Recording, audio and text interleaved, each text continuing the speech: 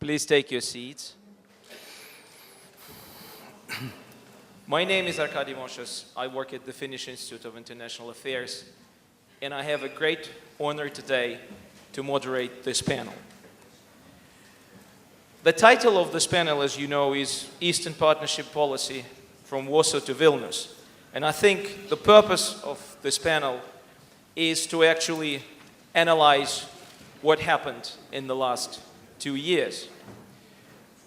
We were definitely learning by doing, and we definitely must be wiser today than we were 2 years ago.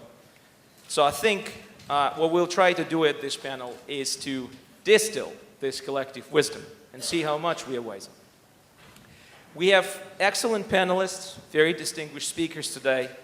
I don't have time to give the full introduction, but they probably don't need it. You can read more in the program, but let me go quickly. Left to me is Dr. Andrew Wilson, a senior policy fellow at the European Council on Foreign Relations, based in the UK.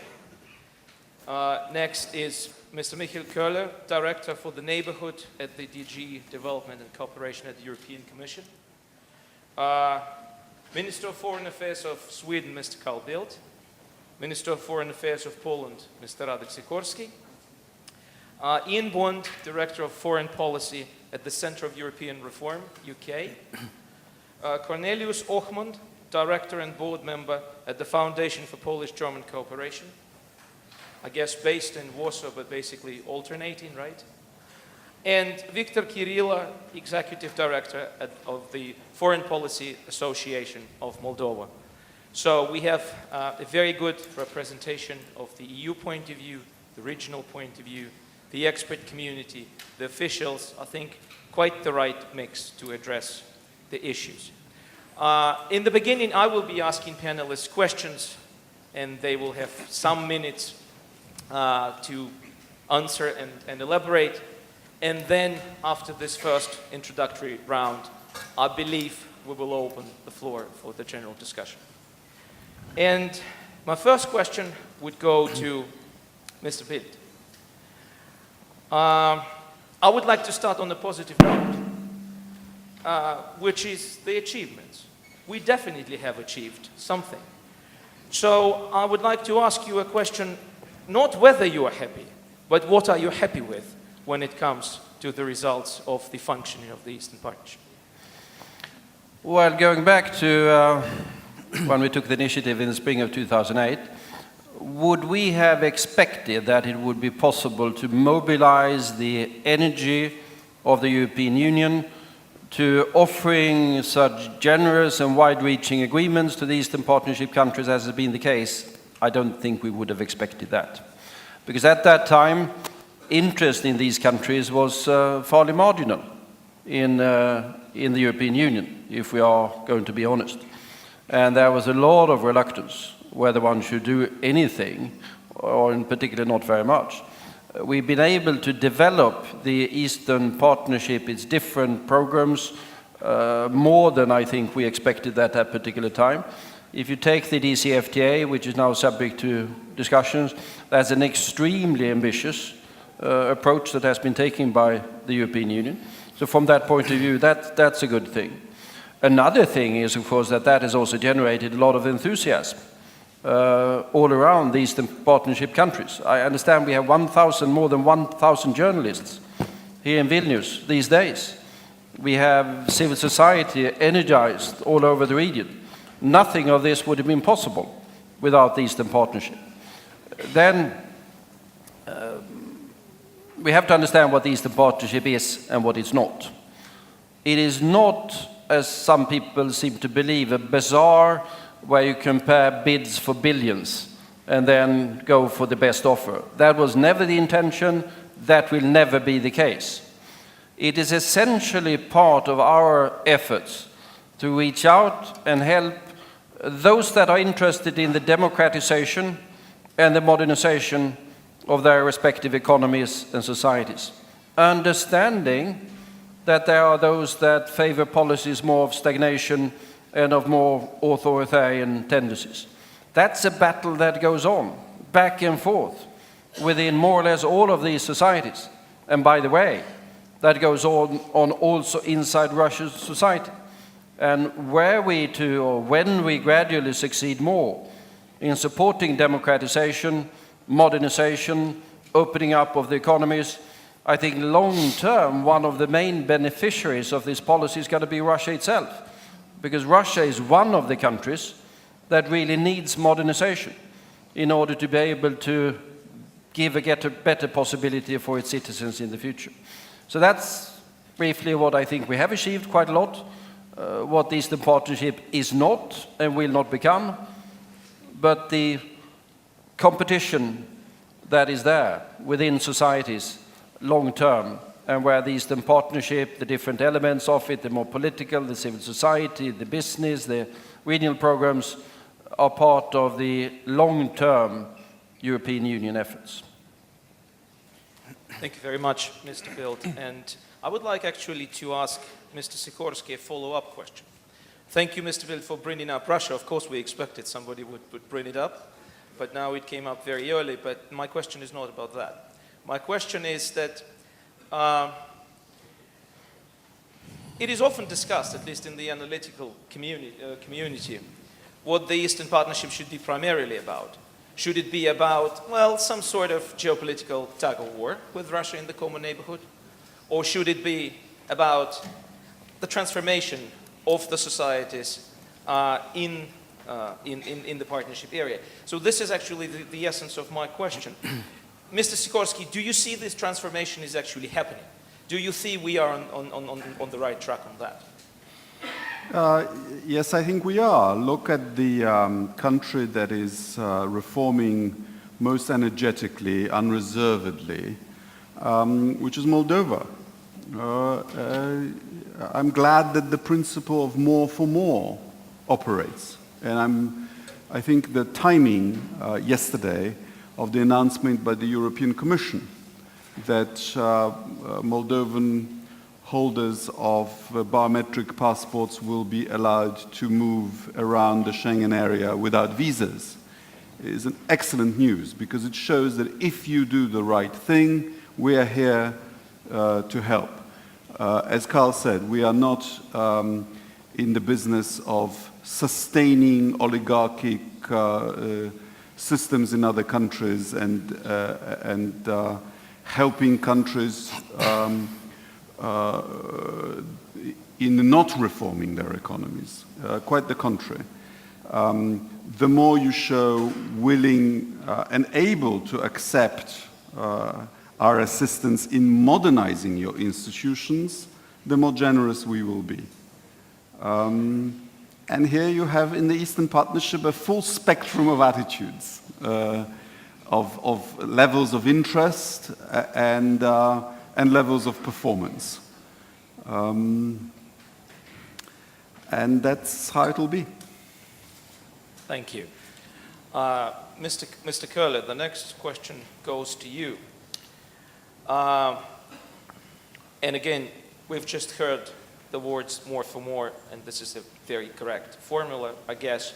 But now that the EU has agreed that the more for more principle should be the guiding principle of the work, and at the same time the partner countries, at least some of them, at least the most interested of them, are also pressing for greater differentiation among the partners. Kind of they're really pressing that this principle more for more should be applied more consistently. Do you think, that's a provocative question, do you think that the Eastern Partnership as it is remains still the right and valid conceptual framework for where we stand now and for where we're going now? Well, Akari, I think in all fairness, all groupings, be it the Eastern Partnership or other frameworks, are always evolutionary. It is good to have two tracks. It is good to have a bilateral track of relations between the European Union and each of the 6 countries that form part of the Eastern Partnership together with the European Union, and a second track, which is a regional track, which is very, very important because there are very many regional problems that you have to address through regional programs in energy, in border management, in environmental and climate change challenges, and so forth. Now, what is quite clear is that we have started already, and this will become ever more our dogma, so to say, in the future, to differentiate between the individual countries as a function of their reform processes and as a function of their willingness and their ability to sign up to European values and to approximate. This has happened already, and this will become ever more part of our system in the future, both on the political side, but then also when it comes to practical cooperation. I'm sure you would be quite impressed if you saw the statistics of EU assistance given to the various countries in the region. And there I don't mean the absolute amount, although even the absolute amount is quite impressive, but then also the per capita distribution. You will see, for example, Mr. Sikorski just mentioned Moldova as a, let's say, quite convincing case of reform. You will see that per capita, Moldova receives probably one of the highest attributions or assignments of EU assistance worldwide. And this doesn't come from nowhere. This is in recognition of the progress made, and not only in political reform, but also their ability to come closer to the European system and European values. This will be ever more the system of the future. This will be enshrined in our new legal framework for the implementation of assistance as from January 2014. And I think this then creates a healthy situation. I think we need to have both. We need to have the general framework of the Eastern Partnership and adapt it to further progress, but then we also need to have a performance-based system where those who want to benefit more from this framework will benefit more, setting an example for the other ones which they may wish to follow at some point. Thank you very much. All that I can say, so far so good. We're doing very well, aren't we? More or less. But this conference is called Reality Check. So I have to ask this question, and I would like now to invite Ian Bond to join the discussion. And I would like to reverse the table and to ask the question, where have we failed? Well, thank you very much, Arkady. I mean, first of all, let me say that I think the conception of the Eastern Partnership was absolutely right. And if you look at the original aims that were set, there's no question that they're the right ones, that it's support for sustainable reform processes, and that it's accelerated political association and economic integration with the EU. The problem is that, in essence, we started out from Prague with a train which had, I suppose, 5 carriages, assuming that Belarus was left in the station to begin with.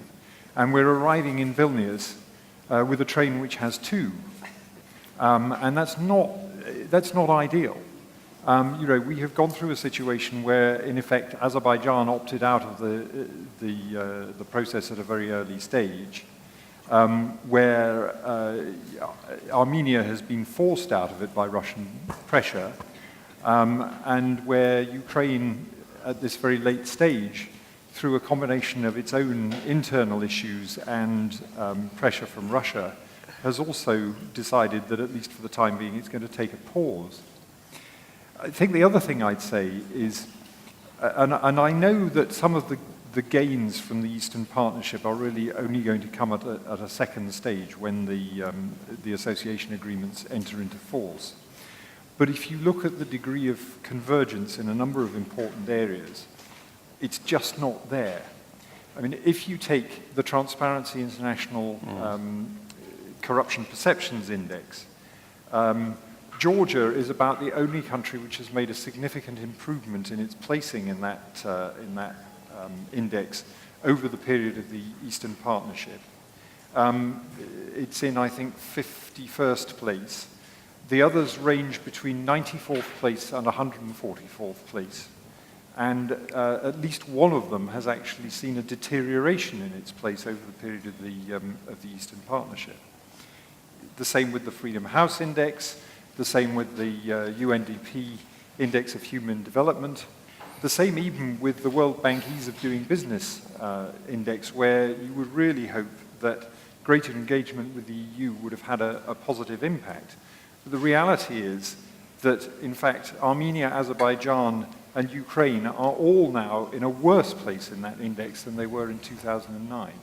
And I think that that ought to be forcing us to ask some questions about the effectiveness of what we're doing.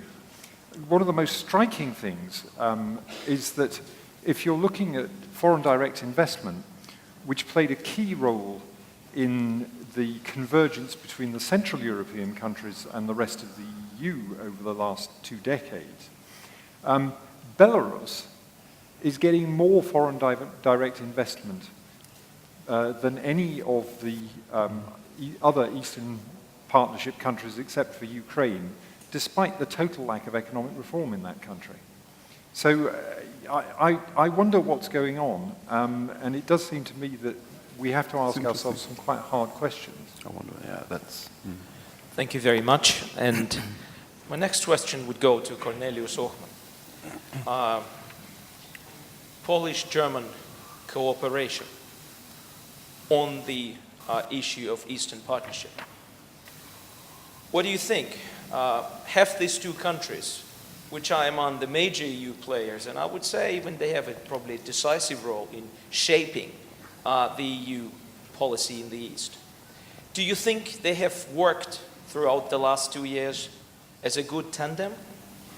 And perhaps, if you wish, could you elaborate a bit on what is actually the state of the German discussion on what is the balance sheet of what has been achieved in the East and what not? And perhaps I know that Andris Spruc, who will moderate the panel after that, will probably have some serious talk to me after that, because we agreed that I will not look into the future. But I have to. The change of the German government, where the foreign ministry goes to social democrats, whose positions on this part of the world, and particularly on Russia, has been the one that is well known. Is that going to bring any serious changes to your assessment, whatever it might be? Thank you. Thank you very much, Arkady, but I don't think I'm the right person to answer your questions. You have to wait for the new Minister of Foreign Affairs. So, from my point of view, I can tell you that there is a big interest on the German side to strengthen German-Polish cooperation in Eastern Europe. And I think that the decision of the German government to nominate my person as a new director for the German-Polish Cooperation Foundation is a clear sign that we will deal much more with Eastern Europe in the future than in the past. I think after 20 years of cooperation and bilateral cooperation between Germany and Poland, it's the right time to look to Eastern Europe. And I think the common projects we supported in the past, for example, the German-Polish monitoring group in Ukraine, election monitoring group, German-Polish discussion or dialogue about Belarus, it was the right step in this direction. And from my point of view, I will continue and deepening this cooperation. And I think the crucial question is how we will work all together after the summit in Vilnius. Then the summit is a turning point in the strategy, and we have to discuss what can we do in the future, how can we change our strategy. And if you look outside, the sun is coming, so I think after the summit in Vilnius, it will be nice weather for continuation of the Eastern Partnership in Eastern Europe. That's quite a statement. Thank you very much. Andrew Wilson, you're a well-known expert on this region. You know the situation in several partner countries very well. You've been studying it for a long time. I don't know if you feel comfortable to answer that question, but I still want to ask you that question. How do you feel, what do you think from your interaction with the partner countries? Are they satisfied? I mean, do you sense their feeling that certain things could have been done differently? could have been done taking better into account their requests and maybe even their sensitivities? Would you feel able to answer that? I know it's difficult. Well, that's a general question. It's also a particular question about the differences between the 6 countries. I think we can take the more for more principle is important, but it also perhaps wants to take more account of countries' starting positions. I mean, if you take a country like Georgia, which is very poor, I mean, its World Bank GDP per capita is still about $4,000. They've actually overscored in many areas. They've done a lot with accountability and e-government. If we look at the differences between individual countries, taking the example of Georgia first, Georgia is still a very poor country. GDP per capita only about $4,000. It's been able to do quite a lot with e-government. In some ways is in advance of European states. We should also listen, I think, more attentively to their points about bureaucracy. In a poor country with a post-Soviet culture, bureaucratic institutions operate very differently to the kind of Weberian way that they're supposed to work in the West. Whereas sometimes we have a kind of one recipe fits all approach. Bureaucracy, regulation is a good thing, whereas sometimes in post-Soviet countries it's not. But if you take the example of Ukraine, you have too much special pleading.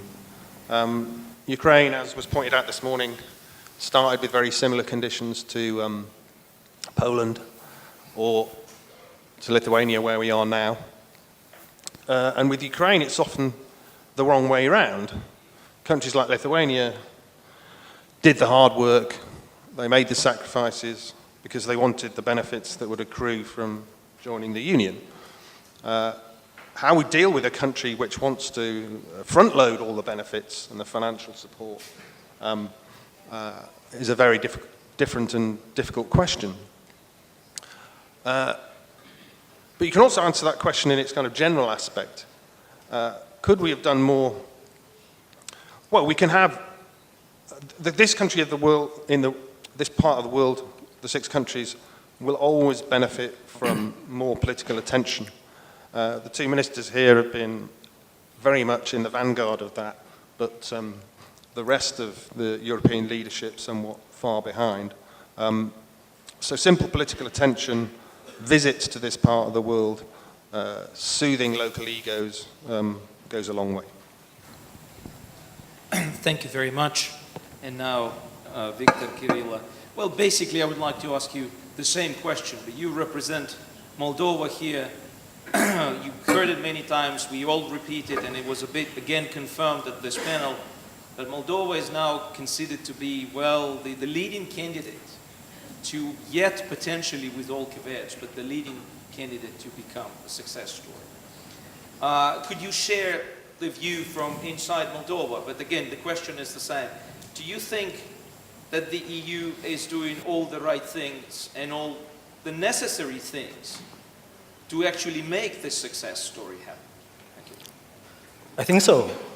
I think so that European Union is helping us a lot, and the offer, Eastern Partnership offer, is quite substantial for our country. For the first time, Eastern Partnership offers to Moldova 3 very important opportunities: political association, economic integration, and free movement, visa liberalization. After 4 years, we are on the point to take stock of visa liberalization with the European Union. We initialed our association agreement with the European Union, and we are going to start next year economic integration. For the first time in the 22 years of independence, we've got the integration dimension in our relations with the European Union. And this is the first step towards the political political integration in the future, because this is our goal, major strategic goal for our country, to be part of the European Union. I disagree with those who says that Eastern Partnership is an offer that is very difficult to understand. It's a quite very easy to understand.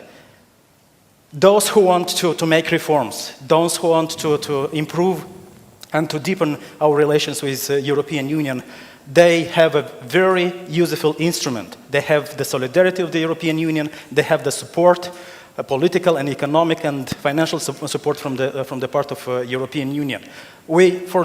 In the 22 years of independence, we never had such kind of support from either from Russia or other countries. In the end, we have this support. We have this opportunity to change our country in the future. And of course, not everything is going well in Moldova, but we made good progresses. We changed a lot, many institutions in our countries. We changed laws in our countries.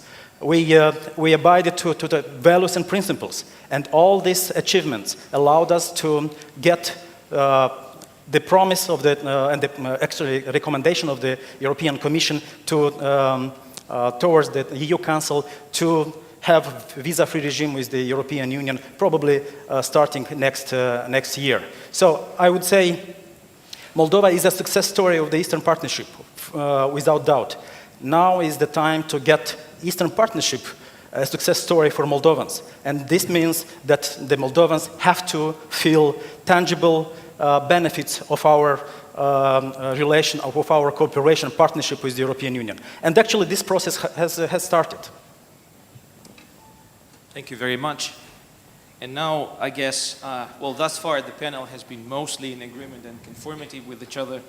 So before we finish kind of this round, I want to ask the whole panel a question, which, of course, surprise, surprise, it's not even the elephant in the room, it's the country which was mentioned in Carl's introduction.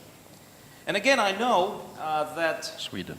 Our Polish friends taught us a long time ago that, you know, a good principle to follow is the principle never about us, without us. But this is what we are doing at the moment. We are discussing Russia and, well, I have a Russian passport. There was one more participant who has it, but not too many. The question is the following. We still have a discussion. I mean, the question will be easy. What went wrong there?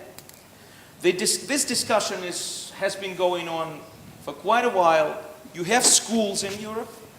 You have one school which basically says that all problems in Russian Western and Russian European relations is the mistake of the West. It's actually, the West has to take all the blame, either because it treated Russia wrongly in the 90s, or because now it doesn't want to engage that much. And actually there are people who are saying that if interaction doesn't work, the West should only try harder. The other school says, no, Russia is a geopolitical competitor. You cannot engage. I mean, there are certain things which are not going to work by definition. I don't think we're going to get much compromise between these two schools anytime soon. But the question nevertheless is, could we have done something differently? Should we have done something differently? Or should we then, assuming already 2 years ago that there would be no result, haven't even tried to do things with Russia? Whoever feels comfortable and provoked enough. Thank you. I can start anyhow. I mean, first there's some saying we don't have enough dialogue with Russia. I mean, we have more dialogue with Russia from the EU side than with anyone else, literally. We have 2 summits a year. There's no other part of the world that has that amount of summitry. We have on the foreign minister side, we see, I mean, we're going to have Sergei Lavrov at our next Foreign Affairs Council. The quantity of dialogue with Russia is more than with any other country. So they can't complain about that. When it comes to the content, it's of course somewhat different. We would have liked, I vividly remember when we had a discussion inside the EU whether to start the negotiations for what is called the new agreement, replacing the old PCA that was from 1994, if I remember it rightly.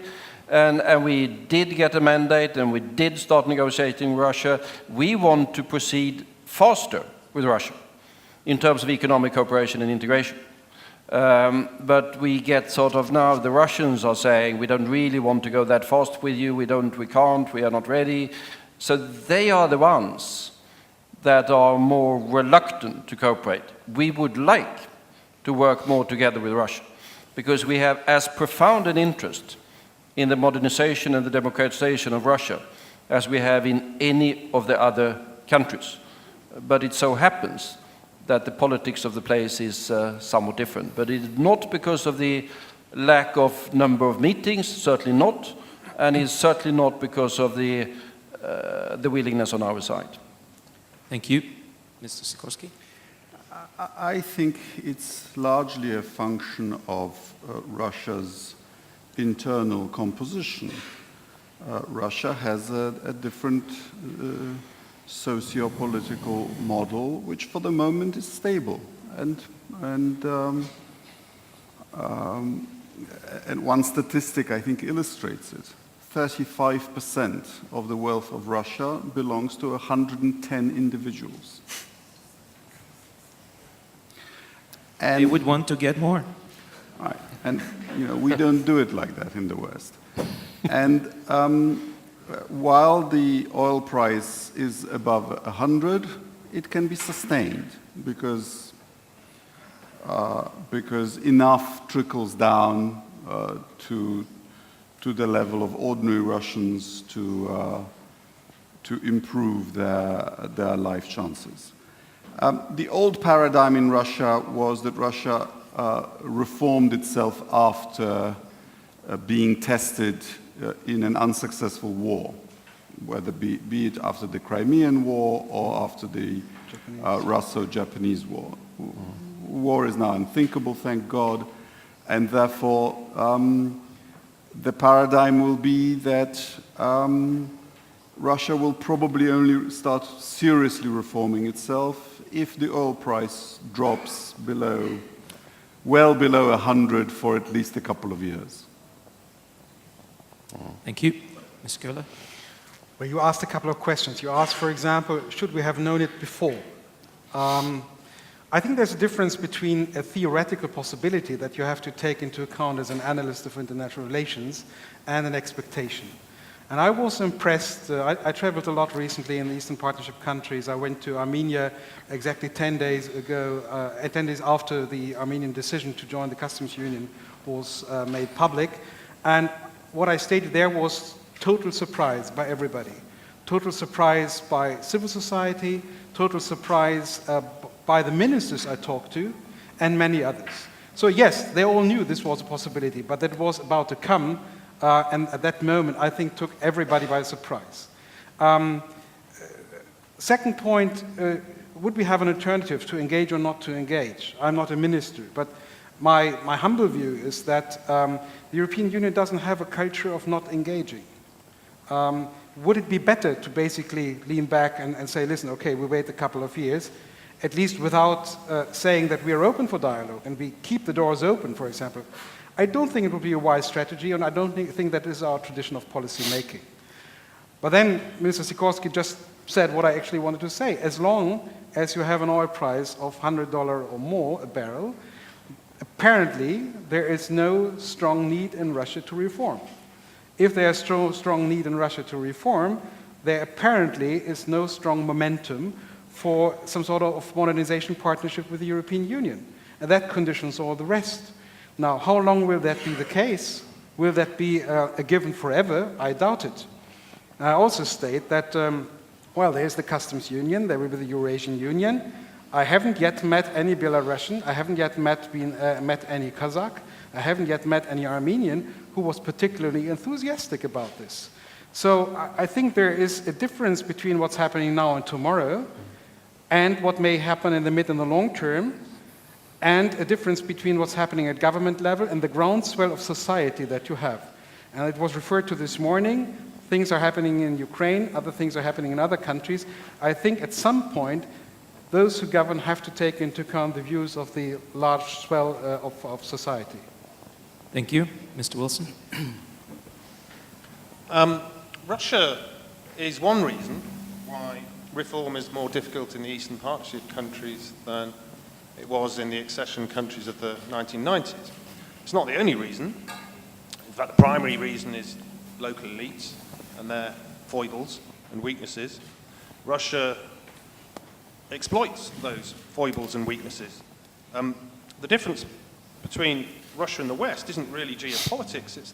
We have very different political and economic systems and modus operandi, and that Russia seeks to export or encourage the local development of mini versions of the same political and economic system in its neighboring states.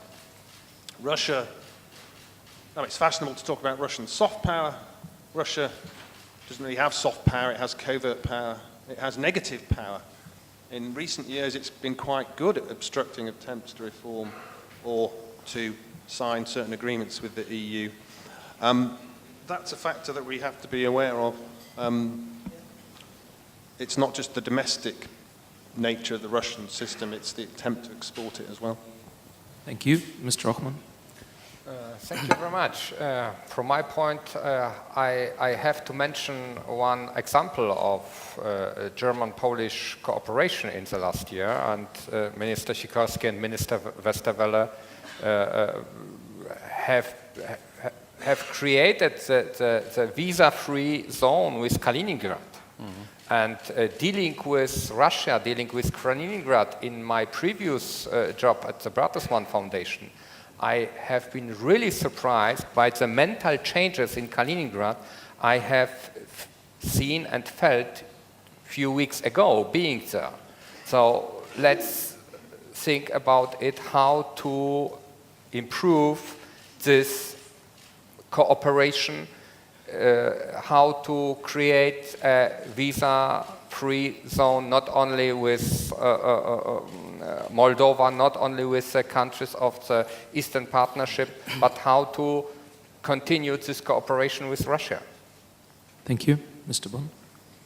Yeah, I mean, I think I very much agree with what Andrew Wilson said, that the problems in Eastern Partnership countries didn't start with Russia, and indeed in some ways I think Russia was very slow to wake up to the Eastern Partnership, despite, as Mr. Bildt said, the extraordinary amount of dialogue that the EU has with Russia. But that said, clearly at a late stage when the Russians did wake up, they didn't like what they saw. And one of the things I think is quite interesting is to see the strength of now the reaction from Herman Van Rompuy and Mr. Barroso, I mean, which I think is more or less unprecedented in terms of an EU statement vis-à-vis Russia.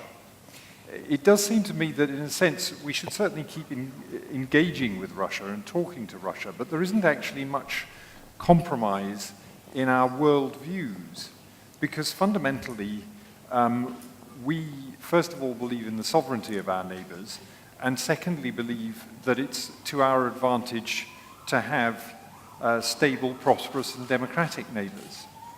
And it's increasingly clear to me that first of all Russia doesn't believe in the full sovereignty of its neighbours, it believes in a limited sovereignty for its neighbours. And secondly, it sees advantages in having at least a degree of instability and a lack of democracy which enable it to keep hands on levers within those neighbouring countries. And I don't see that there's much space for compromise on those values. Thank you. Mr. Kirill. Yes, Moldova, the Moldovan government promoted in the last 4 years a very pragmatic, realistic approach towards Russia. And actually we try to explain to Russians that European integration is not against Russian interest in the region and Moldova. But the problem is that we have two different approaches. European integration is challenging the leverages of Russia in Moldova. Energy leverages, political leverages, and also economic leverages, and also European integration is an opportunity, a chance to reintegrate Moldova. And of course, Russia will lose another very important for it instrument of influence over our country. That's why I think we will have a very tough approach from the part of Moldova in the coming years, and we have to prepare for this. Thank you. As you can imagine, I would have liked to ask a number of questions myself, but at this point I'm happy to open the floor. I already have 7, now 8 people on my list. Oh, okay, that's becoming not so fast. I already have 7. We'll be taking questions 3 in a row. And then please introduce yourselves and please make sure it's a question. Mr. Babinski goes first.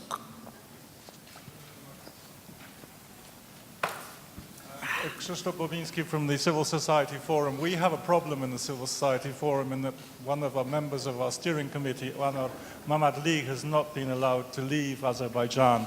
He is under criminal investigation for his election monitoring activities, if you can believe it. And he's not the only person with problems in Azerbaijan. We've been wondering what to do about this, and one suggestion is that Azerbaijan, which is due to be the chair of the Council of Ministers of the Council of Europe next year, that this could be postponed. It needs the member states of the Council of Europe to take a decision to postpone the fact that they would chair the Council of Ministers. So really this is a question to the representatives of Sweden, Poland and Moldova. Thank you very much. Thank you. Mr. Charlie. Thank you, Mr. Moderator, that you made a real inclusive discussion.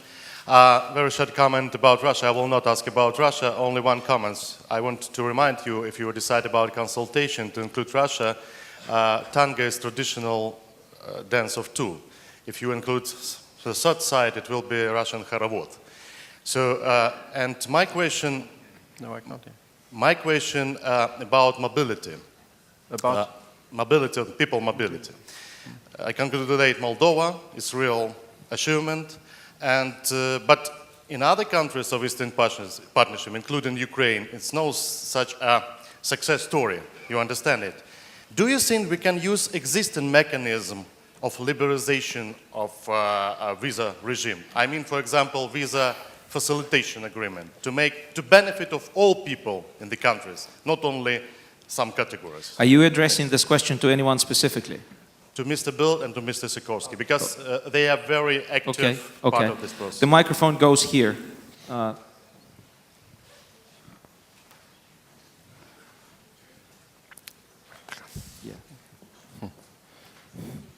Marie Madras, Professor of Political Science at Sciences Po University in Paris.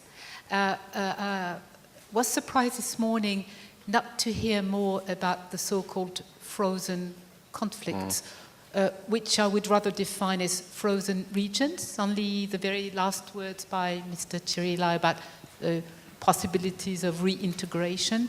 So I think it is an important question, and I don't think Russia woke up that late, the Eastern Partnership, because certainly it was part of Russia's policy, was to have a policy with those frozen regions that, yes, limits the sovereignty of those countries.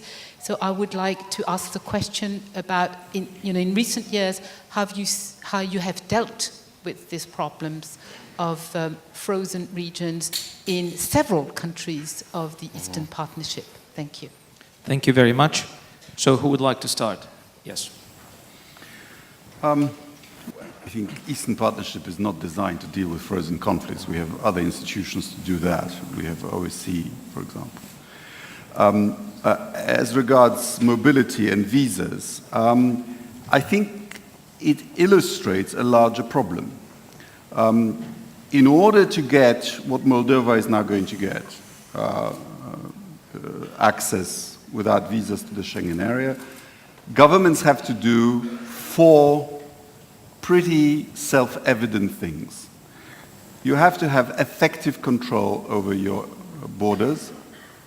You have to have readmission agreements with the EU and with your neighbors. You have to have biometric passports, and you have to have a database of passports that you have issued. That's it. These are pretty basic requirements, and as the EU, we will not compromise on these requirements because illegal migration into the EU is a big problem and an increasingly political problem, particularly in southern countries. And if we compromised once for any country, we would have to compromise with everyone, and we're just not going to do it. You fulfill those criteria, you get it. You don't fulfill, you certainly won't get it. And it's pretty much like that in other areas of association. These are very technical norms. And when countries try, for example, to get a second tranche from the IMF without fulfilling the criteria, we can't do it because we would be destroying the IMF, which has all kinds of partners around the world which would like to do the same. You either want to become European, which is to say become a member of a rules-based community, or you imagine that you can bend the rules through geopolitical shenanigans. Your choice. Thanks. I just wanted to pick up the point on the frozen conflict. I mean, I agree, Mr. Sikorski, that the Eastern Partnership wasn't designed to deal with the frozen conflicts, but I think it has a role to play nonetheless because of the perspectives that it offers the countries concerned. I mean, if you are faced with the choice of being an isolated, impoverished exclave or a part of a European integration process, that looks a reasonably, I would say, attractive choice to move towards Europe.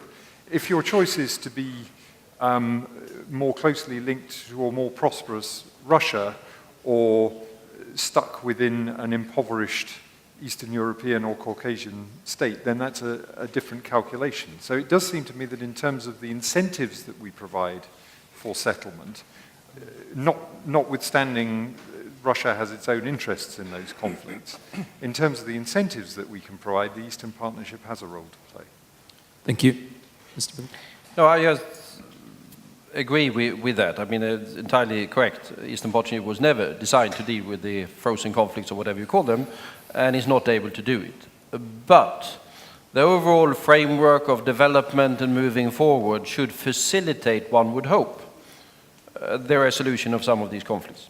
And I think we should be aware of the danger that these conflicts represent. I mean, it's easily forgotten. Transnistria is a very sort of, it's a divisive issue. Needs to be resolved one way or the other. Abkhazia and South Ossetia led to war in only August, I mean the last major war that we've had on European soil in August of 2008 with Russian forces streaming into Georgian territory and occupying them de facto. And Nagorno-Karabakh has been a frozen conflict for quite some time with huge numbers of refugees and IDPs or whatever you call them in Azerbaijan and with tension running very high. I think the most difficult issues that we have in the communique for the summit tomorrow are related to the war of words between Armenia and Azerbaijan. And people are killed on, not really on a daily basis, but I think on a weekly basis, along the lines of confrontation there.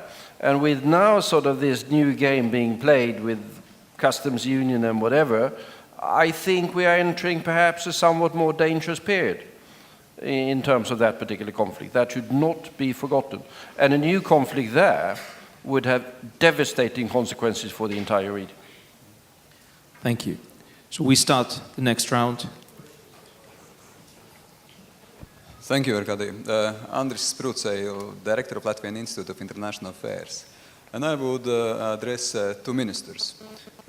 We know that Eastern Partnership started very much as an initiative of Sweden and Poland has been an important driving force behind the success of Eastern Partnership.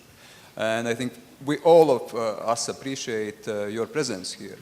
But then my question is partly corresponding what Arkady was already asking. Where are the foreign ministers of France, Italy, Germany, UK? It's a bit rhetorical question because more importantly, doesn't this reflect that Eastern Partnership, after 4 years of inauguration, still remain the initiative by Swedes, Poles, Lithuanians plus, but it's not yet fully European initiative? Thanks. Thank you. The mic goes to the gentleman, to the standing gentleman on the right. Yes.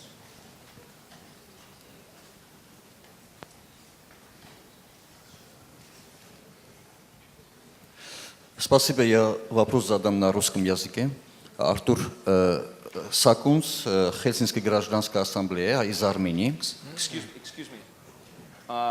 I'm lost. Then somebody would have to translate, I guess. I can hardly hear. I will translate. Yes. Значит, мой вопрос в следующем. Все страны, члены Европейского Союза, являются также членами Совета Европы и ОБСЕ. All the member states of the European Union are at the same time members of OSCE and Council of Europe. И, естественно, по программе Восточного партнерства вы не можете использовать столько механизмов Европейского Союза. Наверное, и должны были использовать также механизмы Совета Европы и ОБСЕ. So it seems natural that mechanisms of EU should be not enough, and they should use also mechanism of Council of Europe and OSCE should have been used. И мой вопрос уже не по России. Мой вопрос как господину Сикорскому и министру иностранных дел Швеции. Такой вопрос. Вопрос как представителям Совета Европы. I think we limit with one. No, okay. Choose what is more important. Okay. Мой вопрос в следующем. Депутат парламента Заруй Постанджан во время парламентской ассамблеи Совета Европы, после того, как задала вопрос Сержу Саркисяну, ее выгнали из делегации парламентской ассамблеи. So my question to you is not as a members of the European Union, but rather of members of Council of Europe. And my question goes to Minister of Foreign Affairs of Sweden or Poland, whoever will answer it, as you said that it's limited to one person. So Zarui Pastanjan is a member of Parliament of Armenia, and she asked a question to President Serge Sarkisyan during the Parliamentary Assembly of Council of Europe, and she was exiled. Yes. So the question is. Question. Как будете, как представители Совета Европы, реагировать, когда представители парламента из оппозиционной партии выгоняют из участия в работе Совета Европы?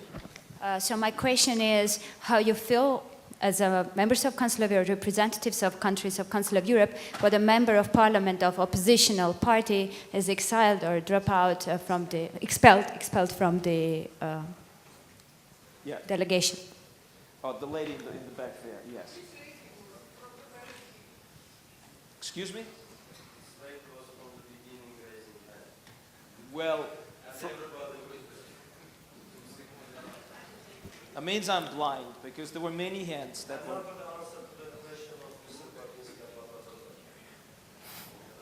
Okay. I cannot force people to answer questions. If somebody thinks that by repeating the question the likelihood of getting an answer is growing, I'm ready to give it another try. But now we give the floor... No, wait a second. I gave the floor to this lady. Yes. Thank you. My name is Dana Depo. I come from Ukraine. My question is to the ministers. What do you think we as the civil society did wrong to run 9 years later, after the Orange Revolution, to run again into protest against authoritarian regime, and again voicing our European choice? And maybe what else potentially EU did wrong in order not to give us enough of incentives, or, the government. Thank you. Thank you. Who wants to start? the word direct Well, I can questions. start. I was so full of admiration for the Ukrainian people during the Orange Revolution. I mean, in Poland, we did our Solidarity Revolution in August. You seem to be doing your revolutions in the winter, which makes it particularly hard and admirable when so many people turn out. But I have to say, your leaders wasted the goodwill that Ukraine gained in Europe and wider as a result of the Orange Revolution. And I'm afraid Ukraine is on its best way to waste another opportunity. I mean, President Yanukovych we recognize him as a democratically elected president of Ukraine, and he's taking decisions on behalf of your country. But this kind of bidding process that Carl mentioned is just not going to work. We are not in this game. It's a pity because, 30 years ago, when Poland was in the midst of its 1980s gloom, I think we saw Ukraine as more prosperous than ourselves. And I don't think that's the case anymore. So somewhere something has gone wrong, because I think one of the statistics that you cited, number 144 out of 161 countries on the Transparency International Index of Corruption. Well, that position is held by Ukraine. And neither you nor we can force the Ukrainian elite to start cleaning up, to start fighting corruption. It can be done. And relatively quickly. You set up a register of interests, you force politicians to publish their tax statements, you force them to fulfill an annual statement of assets, and then you punish them when they lie. And that's it. Within 3 to 5 years, if enough people are convicted, they all take note and start telling the truth and stop stealing. But it just has to be done. Thank you. No, of course, I agree with that. I mean, Ukraine is, if you take all of the transition economies and read the annual report from the EBRD, the European Bank for Reconstruction and Development, that was out with its latest transition assessment last week. Of all of the countries, Ukraine is probably the one that has been performing the worst, consistently. I mean, we can blame President Yanukovych for failed economic policies. He did a couple of good things in the first few months, but that was the end of it. But you have to go earlier as well. Why is that the case? Well, I mean, Radek, looking at Russia, pointed out there's the factor that is the oil and gas and all of the money that is flowing from that, and the effect that that has on the political system. I mean, Ukraine doesn't have that, but Ukraine has the gas transit money, and we've seen sort of a lot of things flowing from that, and the interaction between Russia and the pipeline politics and the money and all of the fees that are associated with that. I'm sometimes jokingly saying, and don't take me too seriously, but I think one of the best things that could happen to Ukraine is if Russia really wastes $25 billion in building the South Stream, which is the same gas going another way for $25 billion. But it would take the sort of gas corruption factor out of the politics of Ukraine and force Ukraine to concentrate on the modernization of its industry and its agriculture. Because Ukraine has a potential in a world that is going to be screaming for more food. Ukraine has a potential well above any other European countries, well above most countries in the world. And Ukraine has a potential for machinery and manufacturing, which is also tremendous. But if you could get that other factor out of the equation, it would be easier. More difficult in the case of Azerbaijan, evidently, but of course the same logic to a certain extent applies there as well. Thank you. Whether the Orange Revolution was a revolution or not is a complex question, but what it did have was mass crowds and demonstrations. So one of the most depressing things that happened thereafter was that people grew disillusioned, they were reluctant to demonstrate. Demonstration became entirely fake and commercialized. Any crowd was a paid crowd. So one great thing that's happened in the last week is the return of a real crowd. On Sunday, many of the participants had small pieces of cards saying, "We are not paid," which is a very important symbolically. How that will change the dynamics, the reintroduction of real protest, remains to be seen. Second point about working through the OSCE. Ukraine, of course, is chair of the OSCE this year. Minority rights are not an explicit part of the Eastern Partnership conditionality. So there has been a push through the OSCE to address the issue of the Crimean Tatars in particular. I was involved in that, I should declare an interest. Through the High Commissioner for National Minorities, it was hoped that Ukraine would take its obligations more seriously. Sadly, it has ignored the report and all of its recommendations. Yes, I would like to address the question about the frozen conflicts. Actually, this is not a frozen conflict. This is a standby hot conflict, Transnistria. And it's pity that the Eastern Partnership is not addressing directly this issue. We have to talk more about security issues, and particularly about this kind of conflicts in our area. Yes, the European Union is much more visible, is much more active in the region, and particularly in the Transnistria. European Union gave to Moldova and to Transnistria autonomous trade preferences. And due to these preferences, 50% of Transnistrian trade is going to European Union.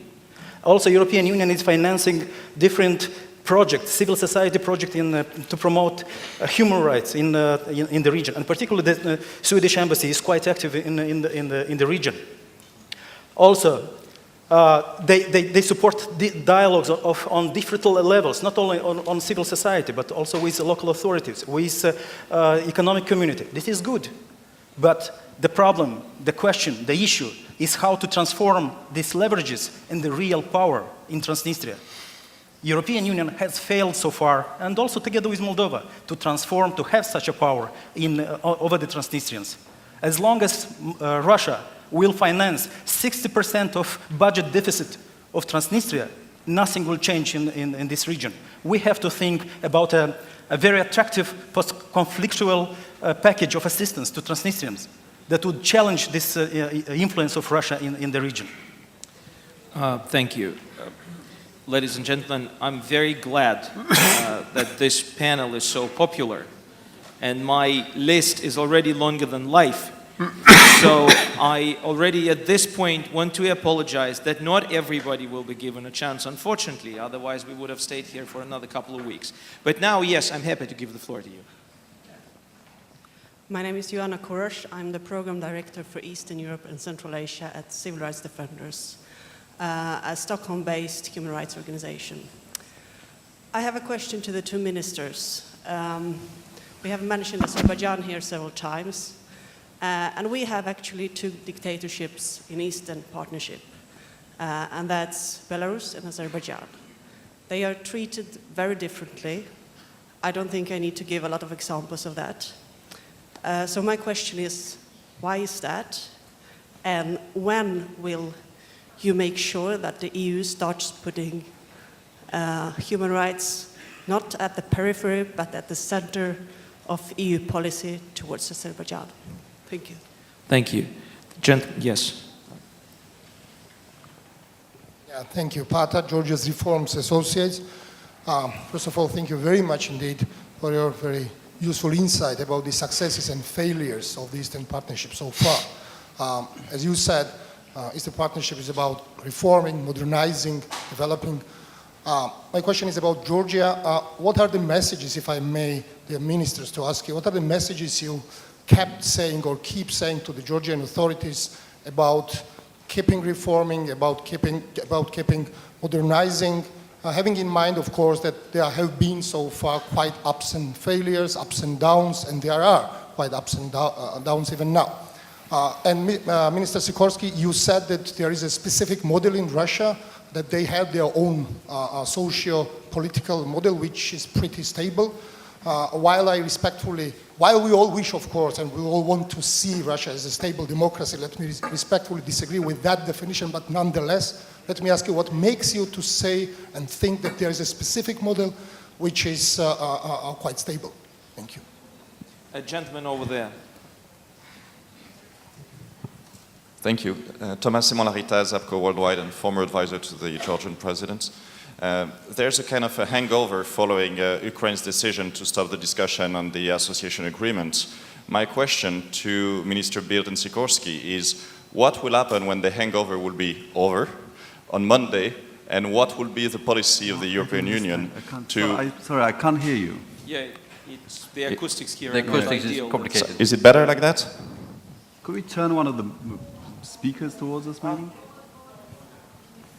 Speak more slowly. Like that? Is it better? Yeah, that's better. Yeah. Okay, sorry. I was just saying that there's a kind of hangover following Ukraine's decision to stop the discussion on the association agreement. And my question to Minister Sikorsky and Bildt is, what's going to happen when the hangover will be over, which means Monday morning? What will be the policy of the European Union with Ukraine, and how to engage with a country that is so important, where the leadership is obviously not very much interested in the vision of democracy, rule of law, and market economy that is proposed by the European Union, but at the same time, as we see it, the Ukrainian population wants Europe. So what can we do with that? Could we reserve that question for the afternoon panel? I don't know, but please. Well, on Azerbaijan, look, Belarus is clearly a European country. Azerbaijan, I think, has problems with its own identity, and there is a lively dispute on where the border of Europe actually is. And it's natural that we expect higher standards from those who are closer to us. So yes, I agree with you. There is a certain degree of double standards, but that's not entirely new in politics. On Georgia, our message, and we went with Carl, if I would sum it up in one sentence, would be, you've had your Caucasian vendetta with the previous administration, but enough is enough, and now continue reforms. And on Ukraine, I expect our policy to be the same. I find it a little weird that Ukraine expects economic solutions to come from the very country which has just imposed trade sanctions on it. But good luck. Yes, please. Now, what's going to happen on Monday? I mean, good question. President Yanukovych is not on the panel, so he's not able to be able to answer. If I just read what he is saying and what Prime Minister Azarov is saying, they're saying that, well, there were problems, and we have problems, which is true. They are in a mess. They're running out of money. They have a financially very, very difficult situation. So they say we need to sort out our economy and then we are ready to sign. I mean, the logic of that defies me, but anyhow, how are they going to sort out the economy? Well, if you're in a mess, and they are not the first in the world, the instrument that is there globally is the IMF. IMF comes with conditionality. You have to do certain things, and that is for the simple reason that no one is, well, I wouldn't say no one, but most people are not interested in putting billions into black holes. So it's a question of getting a credible economic policy. If you have that, you get support from the IMF, And what you also get in that particular case is the credibility of the global capital markets. So then money becomes available. And if you were to add the DCFTA on top of that, you get the credibility as an investment destination. But now he said, we need money, but we don't want to have the DCFTA, and we dislike the IMF. He has put himself, I would say, and his country, in an extremely vulnerable position. Extremely vulnerable position. And does he know that? Is he doing it consciously? Perhaps. Is he doing it unconsciously? There we are in the hangover business, by the way. I don't know. But clearly, the policy that is expressed in public by the Ukrainian authorities don't add up. They don't make sense. Something else will happen. If I may supplement with just one sentence. I bet you anything that the outflow of capital from Ukraine as a result of these decisions will be bigger than any financial assistance from Russia that Ukraine gets. Thanks. Konstantin Eggert from Moscow. I'm actually addressing this question to Minister Sikorsky and to Ian Bond. Yesterday, during the closed session roundtable, there were some voices saying that Ukraine is now, I'm quoting, a battlefield between Russia and the EU, and it's time to get tougher with Russia, probably more Gazprom investigations, probably an expansion or rather introduction of the Magnitsky list type of thing. What do you think will happen? Will the EU's policy with regard to Russia change after the whole Ukraine story? Thank you. Thank you. The gentleman over here. No, question. Next to your right, yes. Thank you very much. Alexander Popko, Polish Radio External Service, and I have a question to Mr. Bildt and Mr. Sikorsky. Belarus rejects the negotiations on visa liberalization process with the EU, and I would like to ask, is it possible to lower the prices of visa for Belarusian unilaterally? Is it technically possible, and does the European Union consider such opportunity? It will be a huge signal to the Belarusians, and I think Belarusians will respond on this. Thank you very much. Thank you. Professor Mutsushika.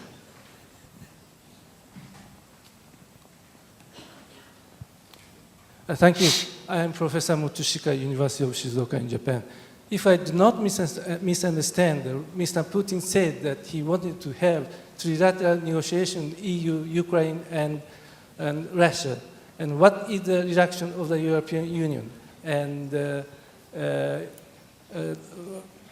that the European Union has any intention to do it? If yes, how and what? Thank you. To somebody who can speak as a representative of the European Union. Thank you. Did you get the question? Yeah. The question was now on the possibility of trilateral talks. Yeah. That's how I heard it. Yeah, that's how I heard it as well. And I've heard Prime Minister Azarov and others speaking about that. I fail to see what that should be about. I mean, we are unlikely from the EU side to be willing to negotiate the Eastern Partnership policies with Russia. Why should we? We negotiate our policy with our partners. We don't negotiate our sort of approach to Russia with Turkey or with the US. We take our decisions ourselves. So I fail to see what would be the purpose and the sense of such a meeting. Let me also answer the question on Belarus visa. I mean, the short answer is yes, and we already do it. I forgot the figures, but I'm from the Swedish side, and it's the same from the Polish side. And we have, for example, for young people, we give a lot of the, in Belarus, we give a lot of the visas for free. And we lower, this is something we can do unilaterally within the system. So within the system, there is considerable leeway for nations to be more generous. And we try to do that with other countries as well, giving sort of multi-visa and several years and lower fees in order to take down that particular barrier, particularly for young people. And for Belarus, and the same for Lithuania, I guess. I mean, most of the, someone said to me that the country in which the most Schengen visas are issued overall is Belarus. And that is to a very large extent, I think, people coming here to Vilnius to see another Europe that is possible. Any other? Yeah. On the question of relations with Russia, nobody wants to pick fights with Russia. And we recognize how limited our ability is to affect Russian behavior. I think the result of this will be that people will take note that Russia really and truly uses trade as a weapon of politics. And I think the response will be in those areas that we ourselves control. And let me give you a parallel. We really did notice when Russia cut off gas to Ukraine in the middle of winter in, when was it, 2009. As a result, Poland, for example, has invested into an LNG terminal, which will be operational next year. And we are building interconnectors with our neighbors, in the case of Poland, already functioning with the Czech Republic, and in the process of being built with Slovakia, increasing the capacity of connectors with Germany, and searching for shale gas in Poland, so that within about 4 years, we will be able to buy Russian gas or not. And that will, of course, improve our negotiation position for the next possible long-term contract. So, democracies respond slowly and without fireworks. But if I were a businessman on the EU side, I would be very careful about exposing my business to an over-reliance on the Russian market, because you can land yourself in serious trouble. Mr. Bond. Yeah, just quickly to respond to the Russia question. I think one of the most important things we can do is to implement our own regulations. So I think the Gazprom case is particularly important in that respect. If the Commission sticks to its guns and actually seeks to ensure that Gazprom is living by the same rules as any other company in Europe, then I think that in itself would be very important.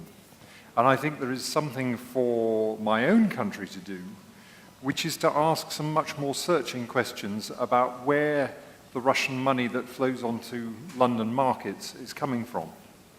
It does seem to me that we have been much too welcoming and much too reluctant to ask any questions about the flow of money. And I think if we're looking to encourage good governance, we do actually have to impose higher standards. Thank you. We'll have one more round. I don't know if we can make two. You first. Thank you. Eka Trashilashvili from Georgia. And not surprisingly, the question again goes to Russia, perhaps. But then we have a general concern that in Georgia, that 2014 will be a hard year when the pressure from Russia will be expanded from Ukraine, which is a halfway win for Russia, by the way. It's not a done deal, obviously, when it comes to the complete U-turn that Ukraine could have made on Georgia, Moldova, and even Azerbaijan. So how much of an appetite is in the EU, in your assessment, of grasping the time span of Russian pressure being more shortened in terms of the time span and being activated in the region to the degree that would necessitate reconsideration of the toolbox of activities of the EU, perhaps, so that we don't rely on strategic patience or long-term game that we could have with the countries of Eastern Partnership, but then have more speeded up action that could reinforce the path that we have chosen to be a European country, but then somehow safeguard us against Russian pressure that most probably will be coming, so that Europe is not once again surprised with relation to Georgia or Moldova in the way that it has been surprised, perhaps, with relation to Armenia or, to some degree, Ukraine. I'm sorry, I guess the question wasn't really well audible, again, as much as I... Could you please pass the mic to the gentleman over there? Thank you. My question is related. I've read in the media that the reference to Article 49 was excluded from the final declaration. And I would like you to ask whether it's so, whether it's right, that there is no reference to Article 49 and the prospect for membership for Eastern Partnership countries. Why, who is opposing, what are the arguments for opposing, for having such reference in the final statement? Thank you. Okay, could you pass it please back to the Article gentleman? 49. Yeah. Deutsche Welle, Germany, Roman Goncharenko. The name of this panel is From Warsaw to Vilnius. 2 years ago in Warsaw, the Ukrainian President, Mr. Yanukovych, promised to do all he can to solve the question of the selective justice. He didn't deliver. A year later, he promised to conduct fair and free parliamentary elections in Ukraine. He didn't deliver. The OSCE was very, very critical. This year, for months and months, he promised to solve the case of Tymoshenko. He didn't deliver. And then Mr. Sikorski is now telling us in this conference that the policy of EU towards Ukraine is going to be the same. I do not understand why. And the last question, very short. 2 years ago in Warsaw, there was a separate declaration of the EU states concerning the situation in Belarus. Will there be such a separate declaration now concerning the situation in Ukraine? Thank you. And that's the last question. Goes here.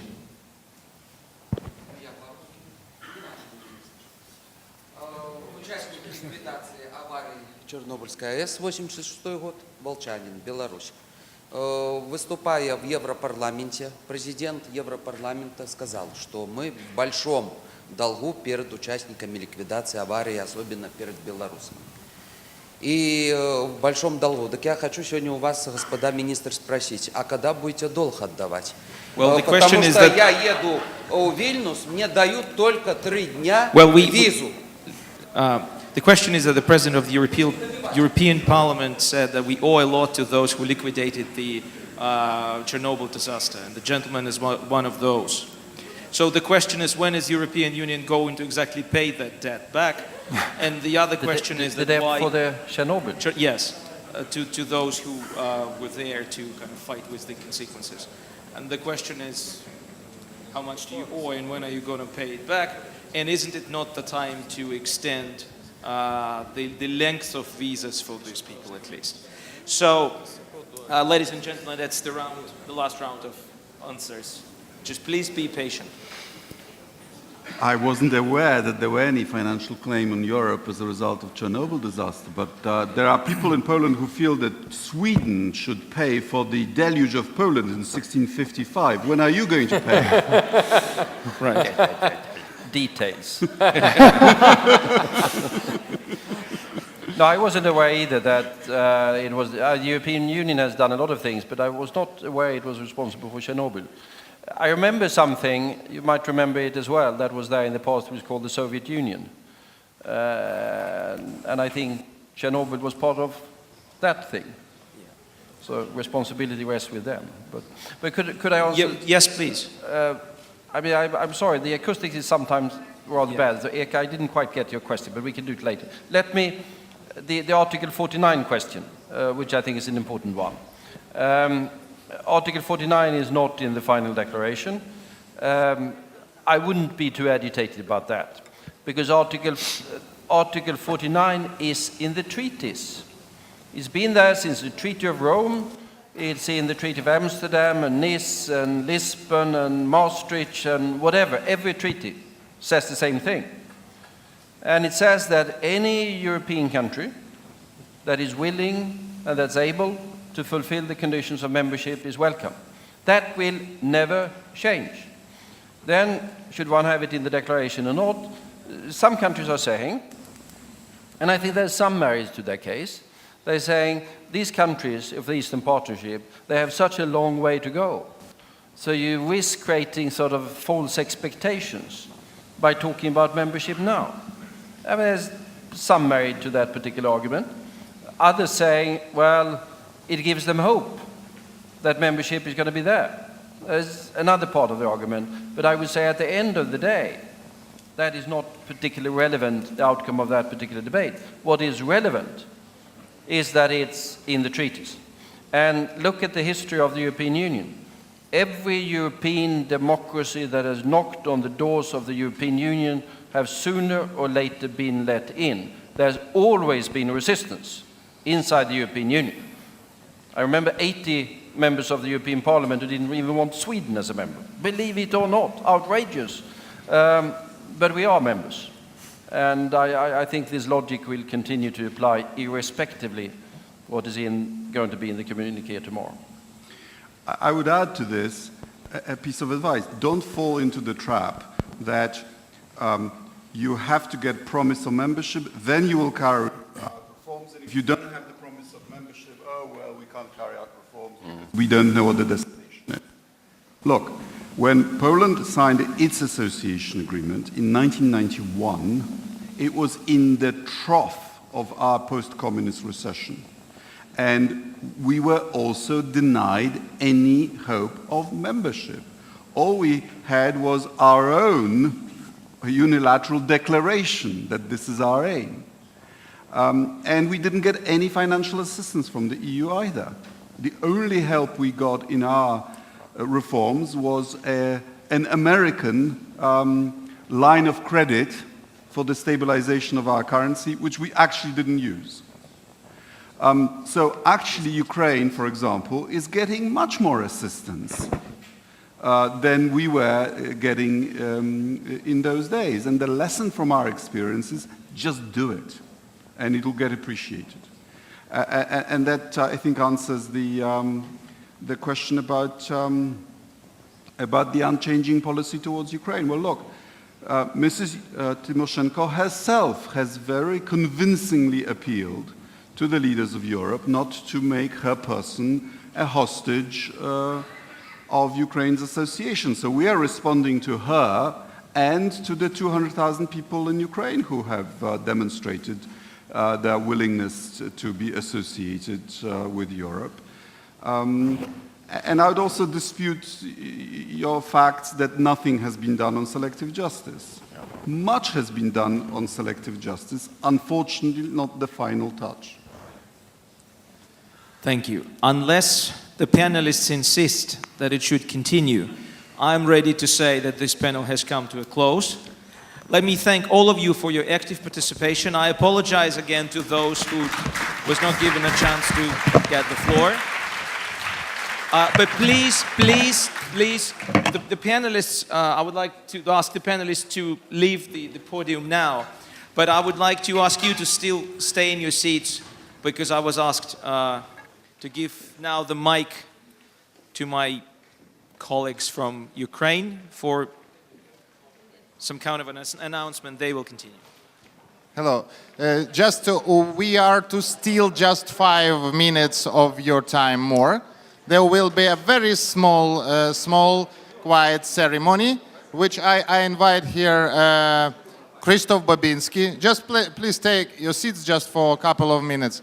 Krzysztof Babinski, who is a co-chair of the Civil Society Forum of the Eastern Partnership, and me as a national facilitator of the Ukrainian National Platform of the Civil Society Forum. We, after long debates which we held recent days within the different civil society organizations from the EU and Ukraine, we have decided to do what our government refused to do just recently. We have decided to sign, symbolically, Ukraine-EU Association Agreement right now on behalf of civil society organizations who are really committed to the values of the agreement, and we are committed ourselves to ever-growing civil society cooperation. We are urging taking into account what's going on in Ukraine, including mass rallies in Euromaidan, including the data of public opinion polls which clearly confirm European priority for Ukrainian society. And taking into account also the statements of Ukrainian National Platform, which is criticizing the government and tries to go ahead with the association agreement regardless the date when the government will decide finally to sign it. We are sure that the government finally sign it, but we don't want to waste time anymore. And I give just, please say a couple of words. Thank you very much. It's quite clear that we have to sign this agreement now because we don't have time. The demonstrations in Kiev are the biggest pro-European demonstrations that have ever been held in the history of the world, and I think we should recognize that. So we will sign, and I hope you will also sign with us. Thank you very much. Thank you. And here we have a statement, which is hopefully there is a number of copies. Number of copies is available in English. There is also available in Ukrainian. That is quite a short statement, and just one sentence from that to quote.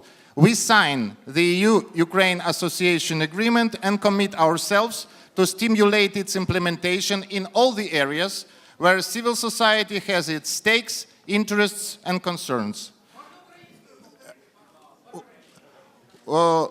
Ми підписуємо угоду про асоціацію між Україною та ЄС і зобов'язуємося сприяти її імплементації в усіх сферах, де громадянське суспільство має свої інтереси, занепокоєння і цілі.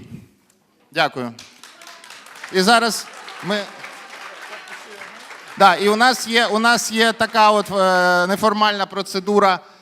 Тобто кожен з вас, кожен з громадських діячів, які представляють або Україну, або Європейський Союз, або є також можливість для країн-партнерів підписатися як спостерігачі за цим процесом, які будуть гарантувати виконання. Отже, перші підписи, ми так домовилися, що перші підписи поставить Кшиштоф і я... sorry. We have already decided that the first signatures will be put by Krzysztof as a co-chair of Civil Society Forum and me as a national facilitator of National Platform. But it is not a notion of hierarchy.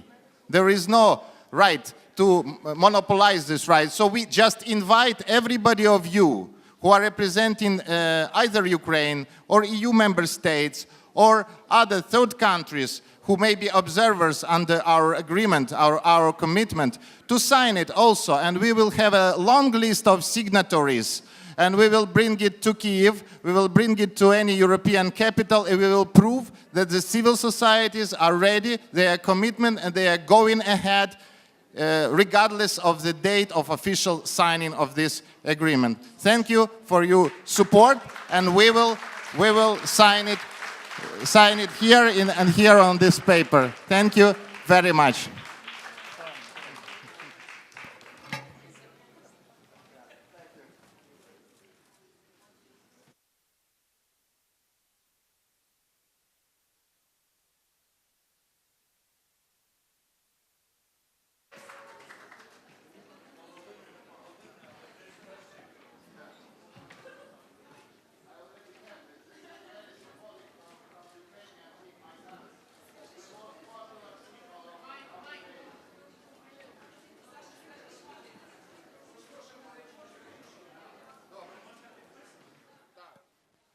There will be available signature on the web. I think tomorrow we will have all these things on the web, and everybody will be able to sign it personally as well. We will announce it through the web page of the Civil Society Forum Eastern Partnership. And here we have one more thing, just one more thing to say. There is one. No. It is Ukrainian installation from Kyiv. We gathered these pens all over Ukraine and decided to make big pen and to present it to our president, Viktor Yanukovych. We want to inspire him to sign association agreement, since we believe that he will sign it today or tomorrow. Thank you. This is for signature. Ми збирали ручки по цілій Україні, назбирали десь близько 1000 ручок, попросили українських митців зробити інсталяцію, і вони зробили величезну 1,5-метрову ручку, і ми хочемо її сьогодні подарувати нашому президенту, надихнути його на підписання угоди, щоб у нього не здригнулась рука. О 17:30 ми проводимо акцію біля Палацу князів Литовських. We will hold today a rally at Fifth City near the Palace Saint Duke. Thank you so much. Where?